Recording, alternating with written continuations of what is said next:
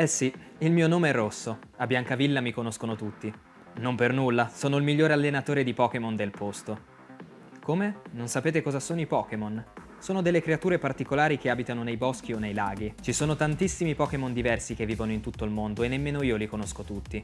Ma quello di cui sono sicuro è che un giorno li catturerò tutti. Ciao a tutti lettori Anime Watchers e bentornati su Consigli Anime Manga, la rubrica in cui parliamo in pochi minuti di anime e manga per tutti coloro che sono curiosi di immergersi in opere che conoscono poco. Io sono Nikki D e in questo episodio parleremo di Pokémon La Grande Avventura, conosciuto anche come Pokémon Adventures o Pokémon Special. Non credo ci sia bisogno di presentare il brand Pokémon, stiamo parlando di uno dei franchise più ricchi al mondo. Nel periodo d'uscita dei primi giochi uscirono numerosissimi adattamenti manga e un celeberrimo anime, parzialmente tratto dal manga The Electric Tale of Pikachu, ma Pokémon Adventures, pur essendo uscito anche in Italia, è molto meno conosciuto e solo negli ultimi anni è tornato un po' in auge grazie alla riedizione di J-Pop. La mancanza di un anime ha purtroppo impedito a questo manga di sbocciare, e tutti noi fan aspettiamo pazientemente un anime che non arriverà mai. Perfino Satoshi Tajiri, il creatore dei Pokémon, ha dichiarato che questo manga è quanto di più vicino c'è all'adattamento dei giochi che ha creato. Perché? Perché si tratta di un adattamento più maturo del mondo Pokémon. Pur essendo sempre stato considerato un franchise per bambini, in realtà non è mai stato pensato soltanto per loro. Se l'anime con Ash, Pikachu e compagnia è sempre stato allegro e spensierato, Adventures non si vergogna a tirare fuori tematiche più mature, spesso ampliando quelle che sono le basi dei giochi. Per farvi un esempio,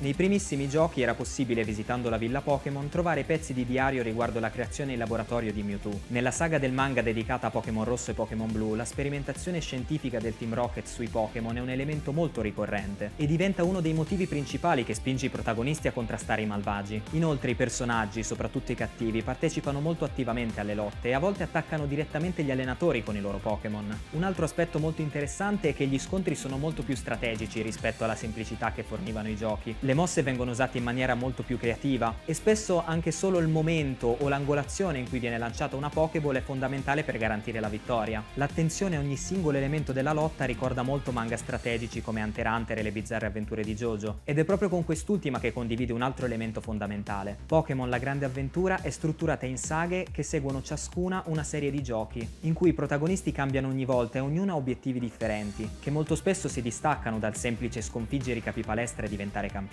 Perfino i remake hanno delle saghe dedicate, in cui i personaggi che già conoscevamo sono più adulti e affrontano nuove minacce. Ogni singola saga ha una sua forte identità. Ma a differenza di JoJo, non tutte le saghe sono strettamente collegate tra di loro, e quindi non è necessario seguire l'ordine cronologico. Io consiglierei comunque di partire da Rosso e Blu, che essendo la saga più semplice è anche una di quelle più facili per capire se questo manga può piacervi o meno. Se siete fan accaniti dei Pokémon è un manga che non potete perdervi, ma penso che anche i fan dei battle shonen strategici possano apprezzarlo molto, anche se non sono così tanto appassionati. In questo caso non possiamo neanche chiederci manga o anime, poiché purtroppo un anime non esiste. Al momento il manga è arrivato fino alla saga di Spada e Scudo, mentre i volumi usciti in Italia arrivano fino alla saga di Nero 2 e Bianco 2. Potete trovarli sia come volumi singoli sia come cofanetti, che di solito racchiudono una o due saghe. Se siete ancora in dubbio vi consiglio di iniziare prendendo singolarmente il volume 1 e poi man mano andare avanti. Qui sta molto alla comodità vostra se poi prendervi i cofanetti o i volumi singoli, il prezzo è uguale. E per questa volta abbiamo finito. Fatemi sapere come al solito nei commenti che cosa ne pensate. Se non avete letto questo manga, se vi siete incuriositi, se l'avete letto ditemi la vostra su questa piccola perla e se vi può interessare un video più approfondito sulle varie saghe, personaggi e tematiche. In più scrivetemi anche se vi sono altri manga e anime di cui vorreste sentire parlare o che vorreste consigliare ad altre persone. Vedrò di portarle in rubrica al più presto. Io sono Nikki D e noi ci vediamo al prossimo episodio di Consigli Anime Manga. Ciao!